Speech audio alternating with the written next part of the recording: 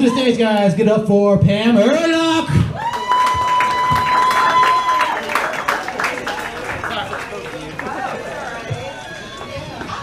Hey, everyone.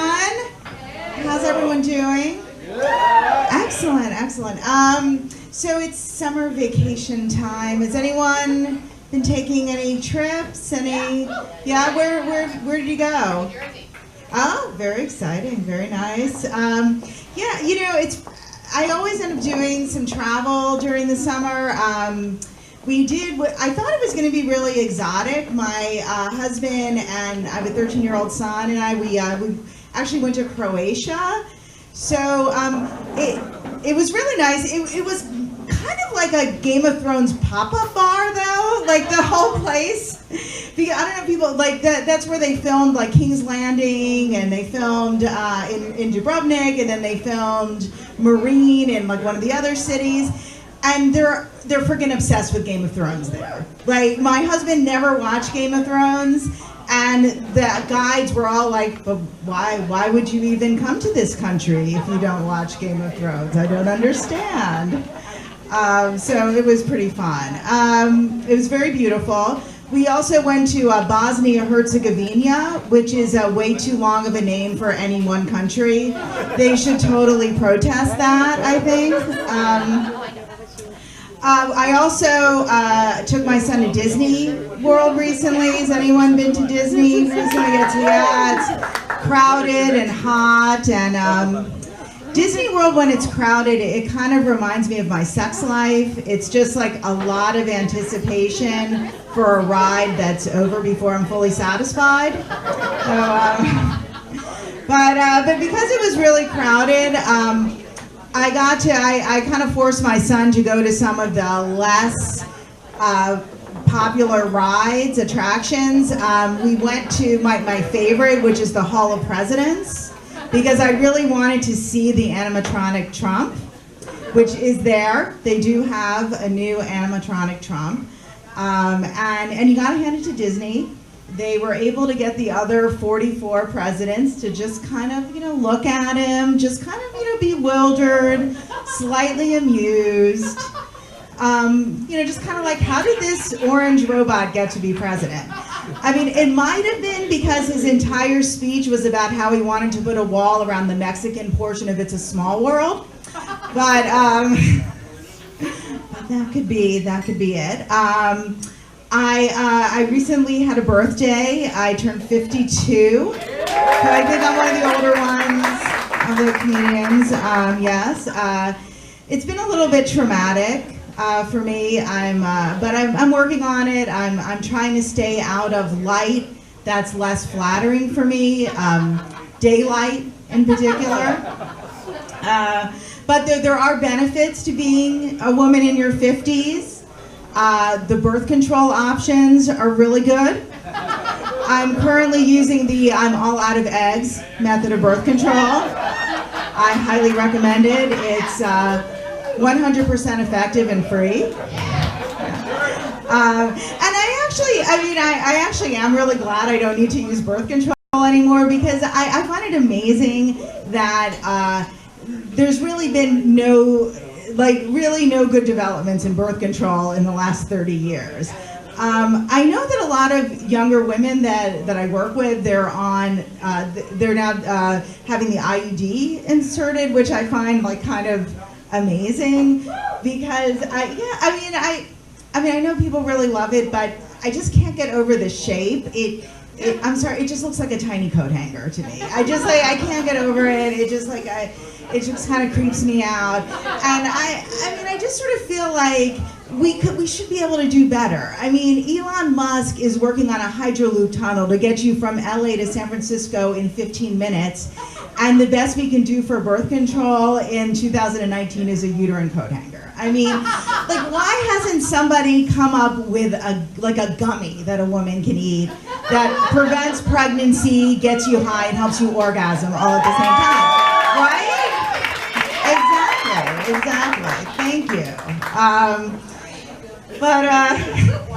But being in my 50s, I do feel like there are a bunch of experiences I missed out on. Like dating, for example. I dated in the 90s before the age of smartphones, so I never got a dick pic when I was dating in the 90s, which really, it bums me out. I know, it's sad. It's sad. I do understand. To send someone a dick pic in the 90s, that really would have been a lot of work. That would have been a real effort. You would have had to actually take a picture of your dick with an actual camera. Then you would have had to bring the film somewhere to get it developed. Hopefully you're at the end of your roll of film. Otherwise you would, have 24 pictures of your dick.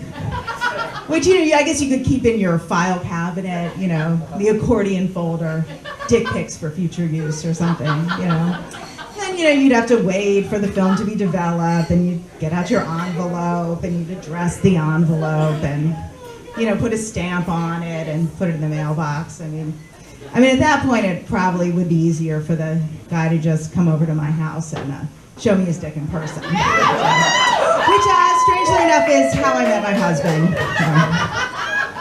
I have been married for 19 years, which is, wow, I know, it's a long time. And we have a 13-year-old son, and as Josh said, having a 13-year-old son is really awesome if you hate having sex with your spouse. Because, he's always awake and he's always in our business. I feel like I actually don't know when he sleeps. He's awake when we wake up in the morning. He's awake when we go to bed at night. We think he might sleep all day with his eyes open like a fish. Vacations are even more difficult for having sex because you're stuck in this tiny hotel room together. The last time my husband and I had sex on vacation was in a rental car. It's okay, it was full size. The car, not my husband. But I am a little bit jealous of my husband because I do think it's easier to be a really good dad than a good mom. The standards are just a little lower. To be a good dad, you basically just need to, come home at night, have a job, and be involved in one activity with your kids. You're just awesome. Moms, on the other hand, are supposed to do everything else. And then plus you have to do an extra 15 things just to facilitate the dad's one activity. And nobody ever bothers the dad. They know he's maxed out. He's got that one activity. So,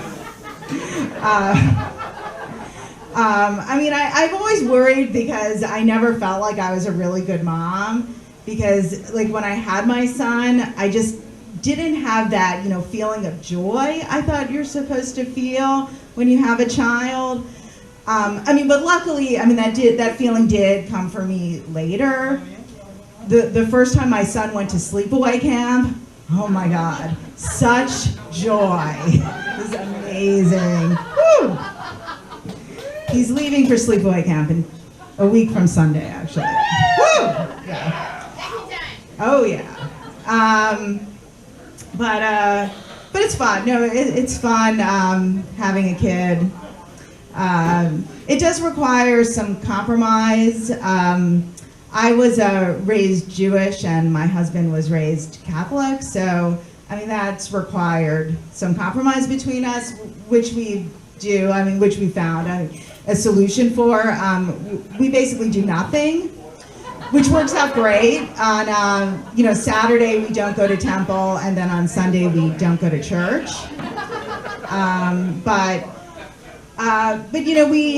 We do make sure that my son gets some religion in his life. Every summer there's this camp that we send him to at this Baptist church near our house, which I think is important. Not because of the religion, the camp is really, really cheap, which is great. Because as a good Jew, I feel like if I can save a couple $100 a week by sending my son to a Baptist camp, praise Jesus. Thank you, everyone. I'm Pam Arlen.